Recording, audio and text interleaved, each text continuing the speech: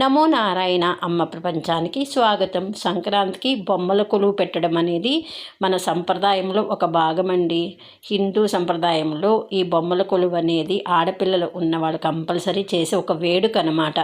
ఈ బొమ్మల కొలువుని పెట్టి వాటిలో దేవుడి బొమ్మలు ఉంటాయి, అన్ని రకాలు ఉంటాయి. ఇప్పుడు ఏంటంటే మనం ఇంకొంచెం ముందుకు వెళ్ళి ఒక ఆవిడ గంగా ప్రవాహం అనేది ఎక్కడ స్టార్ట్ అయింది, ఎక్కడి నుంచి ఎక్కడికి వెళ్తుందనేది చూపిస్తూ ఒక కాన్సెప్ట్ తీసుకుని దాని మీద చేసి బొమ్మల కొలువు పెట్టి చాలా బాగుందండి. ఆవిడ ఎక్స్ప్లెయిన్ కూడా చేశారు, వినండి. మన పిల్లలకి రాబోయే తరాల వాళ్ళకి ఇలాంటివి చాలా అవసరం అండి. బొమ్మల కొలువు అంటే బొమ్మలు మాత్రమే కాకుండా ఇలా కూడా చేస్తే చాలా బాగుంటుంది.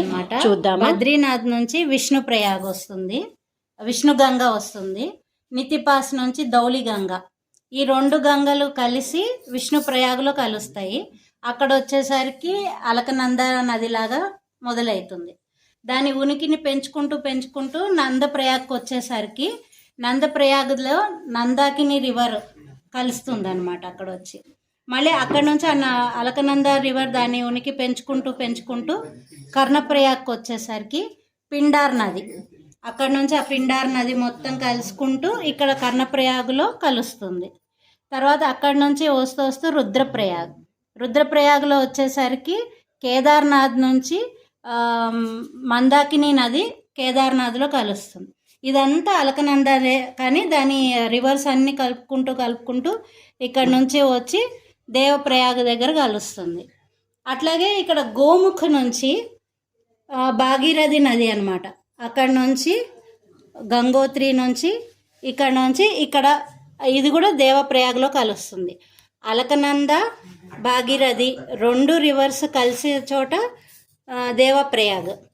ఆ దేవప్రయాగ నుంచి ఇక్కడ నుంచి గంగ పుడుతుంది అనమాట. మనం ఇదంతా గంగ, మొత్తం గంగ. ఈ కాశీ వారణాసి ఇవన్నీ. ఇదేమో గంగా హారతి. అమ్మవారు మరి గంగా వెళ్తున్నప్పుడు ప్రయాణం చేస్తున్నప్పుడు ఆవిడకి హారతి ఇచ్చుకోవాలి కదా.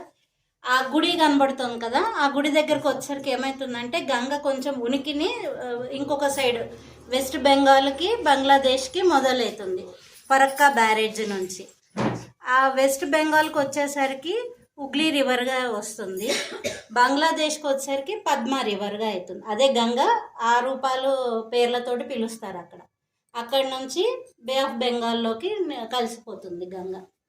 ఇదంతా గంగా ప్రయాణం.